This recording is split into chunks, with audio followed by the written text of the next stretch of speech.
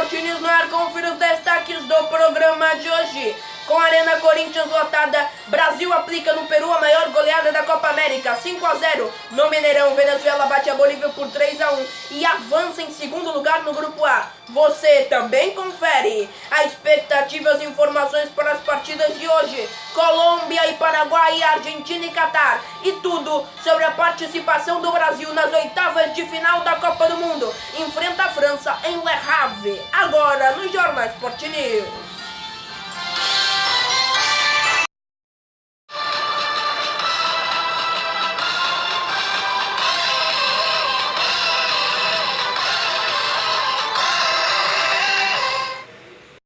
Copa América, Arena Corinthians lotada, 42 mil pagantes, renda de 10 milhões de reais.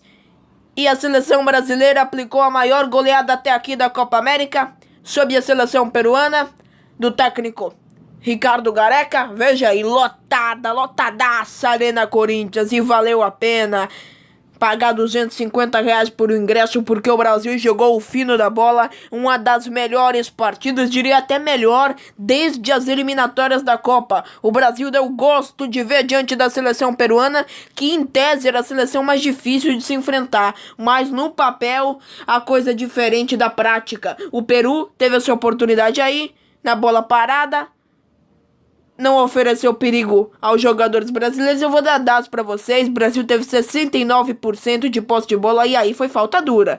O Casemiro tá fora do próximo jogo, jogou bem nessa partida, fez o primeiro gol inclusive, aí no levantamento na área, mas a falta foi dura, a arbitragem deu o cartão corretamente. E aí, Casemiro! Gol do Brasil! Casemiro explodiu a Arena Corinthians! Levantamento na área. O Brasil não tinha tido grandes oportunidades antes do gol do Casemiro. Na primeira grande chance, na primeira grande chegada brasileira, o gol. Aí o Galese foi patético, né? Que vergonha, hein, Galese? Aí a bola resvalou no Firmino, ele chegou e colocou pro fundo do gol. Que vergonha! O jogador peruano tava do lado dele. Pelo amor de Deus, é um primarismo absoluto. Não dá o Galese. E aí o Roberto Firmino se redimiu da partida horrível contra a Venezuela e fez esse gol aí. E aí encaixando o contra-ataque. Lá vem o Brasil de novo. Chegou e perde. O Brasil ainda teve muitas chances. Jogou o fino da bola. Olha aí o Cebolinha. Cebolinha. Gol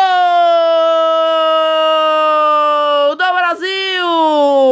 O melhor jogador brasileiro, que dessa vez o Tite acertou, hein? Ainda bem, colocou o Cebolinha titular, porque ele merece, ele tem técnica. Agora, comentar um lance da partida que eu acho importante.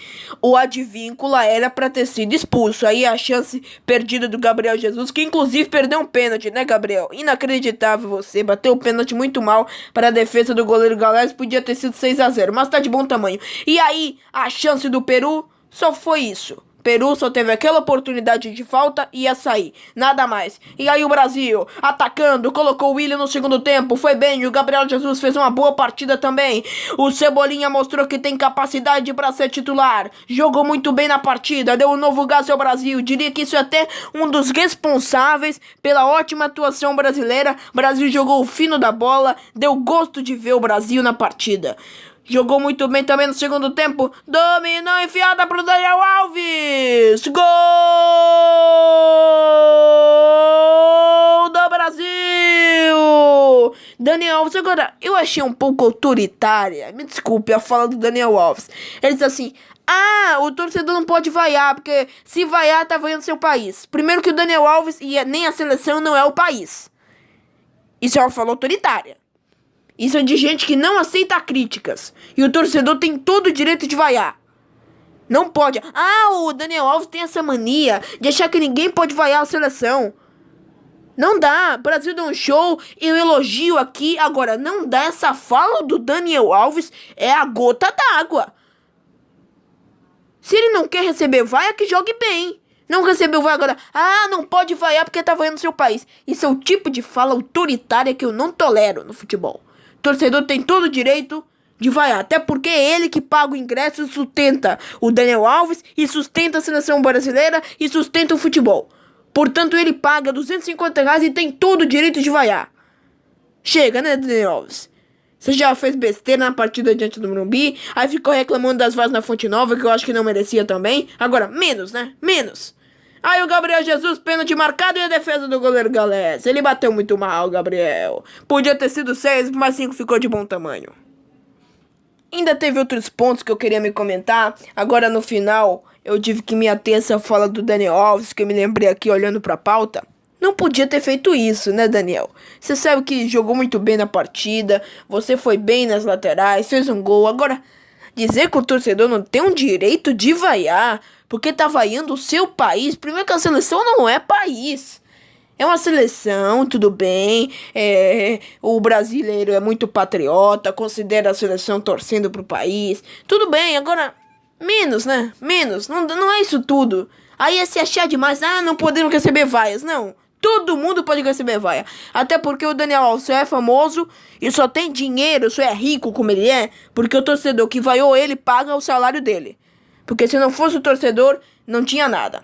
O Guerreiro, inclusive, saiu vaiado da partida, o Guerreiro, o Cueva, e eles não apareceram, né? Isso foi engraçado na partida. O Guerreiro ficou totalmente sumido. Oi, sumido, né?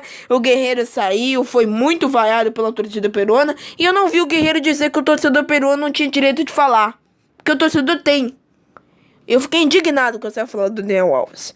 8 chutes do Peru, 18 do Brasil, 2 chutes a gol do Peru, 9 do Brasil, 277 passes trocados pelo Peru, 610 pelo Brasil, 80% de pressão de passe do Brasil, 91% da seleção peruana. Agora comentar mais uma vez isso aí, né?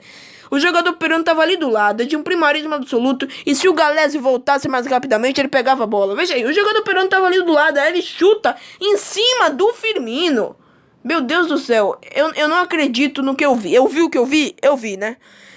21 faltas cometidas pela seleção peruana, 16 pelo Brasil, 4 cartões amarelos, 2 para cada lado, nenhum cartão vermelho, 4 impedimentos brasileiros e 11 escanteios, 4 para o Peru, 7 para o Brasil. E a classificação do grupo do Brasil lidera, joga quinta-feira na Arena do Grêmio, Venezuela segunda colocada com 5, Peru terceiro com 4 e a Bolívia, a lanterna do grupo, não pontuou na Copa América. Acho importante destacar que o Brasil fez uma excelente atuação e o Peru se complicou, tá em terceiro colocado, o Brasil deve pegar o Japão, Catar ou a Argentina, né? Tomara que pega o Japão, né?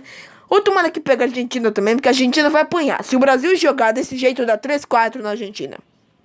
Sem nenhuma dificuldade. O Brasil jogou o fino da bola, repito, tenho repetido a expressão porque realmente eu não esperava uma partida tão boa da seleção brasileira e venceu com enorme facilidade, com intensidade, boas invertidas de jogo, portanto uma grande atuação do Brasil e o goleiro Alisson praticamente nem trabalhou e o Peru, que seria teoricamente o adversário mais complicado, não deu trabalho para a seleção brasileira. Ficou assim, Arena Corinthians lotada, Copa América, Brasil avança às quartas de final, rumo ao título, Brasil 5. Peru 0. Mais do que isso, como criar um ambiente coletivo do técnico Tite, que esse jogo perfeito de hoje, falando após Brasil 5, Peru 0 na Arena de Itaquera, Copa América. Vamos pegar os 3 itens que tu colocou. O Queiroz falou no jogo Colômbia e Catar, eu ouvi a entrevista que ele deu a vocês, no sentido de que quando tu faz um gol de uma forma inicial, o adversário também ele tem que propor uma situação diferente da usual e começa a procurar jogo e abrir mais espaços. Então tem esse componente? Tem. Quanto é, eu não sei, mas tem. A equipe ela tem que por vezes ter persistência e saber olhar para os seus erros e os seus defeitos e corrigi-los. Ela teve sim a criação e hoje ela teve a precisão na finalização. Aquilo que vocês chamam de eficiência, né? A efetividade, desculpa. E traduz, então e continuou com consistência. Ela tem que procurar aliar. Tem alguns momentos por fazer o gol antes ele te dá, tem outros momentos que por uma proposta do adversário não. O Peru é uma equipe que joga também, que procura articular, que procura agredir. E ela teve um grande jogo hoje. Tite, boa noite. Eduardo, canal Ficlia, parabéns pela vitória.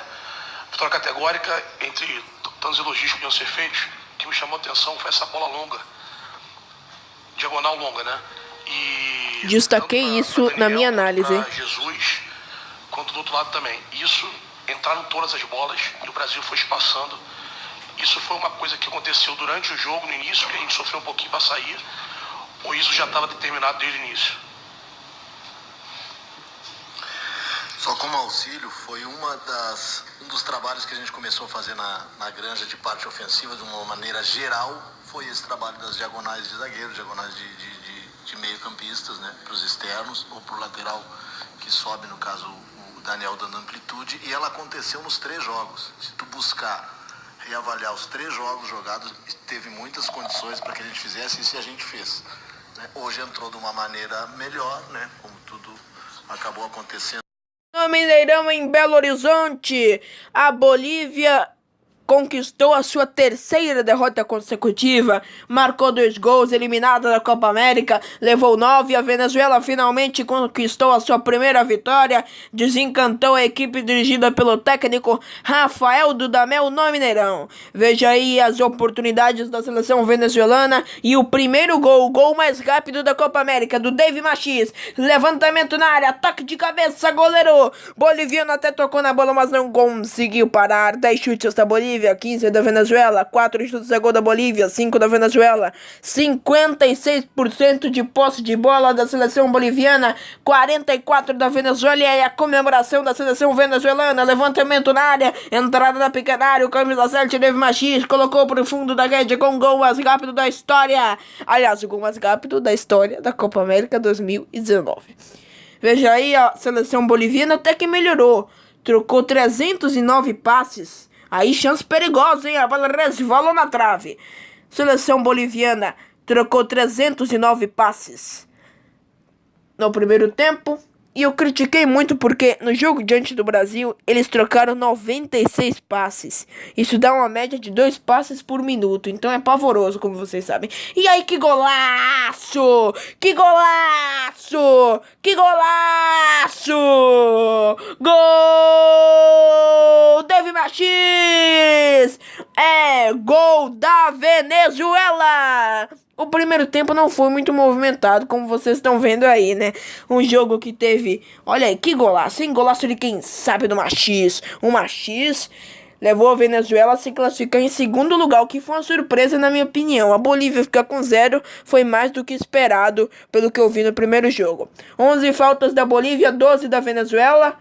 Tivemos também aí o gol do boliviano, hein? Gol boliviano, 2º gol boliviano na Copa América. O gol do glorioso Arauz, logo aos 82 minutos, faltando 8 para acabar, aos 37 minutos. Tivemos 7 escanteios, 2 para a Bolívia, 5 para a seleção venezuelana. E aí o último lance da partida, um dos últimos, né? Cruzamento na área, seleção venezuelana e o gol! Gol!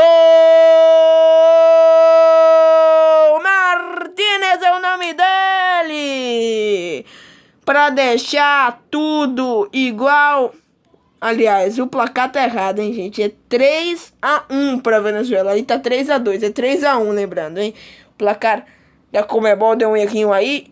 E o último gol da partida. Venezuela classificada em 2º lugar no Grupo A no Mineirão. Venezuela 3, Bolívia 1 na Copa América.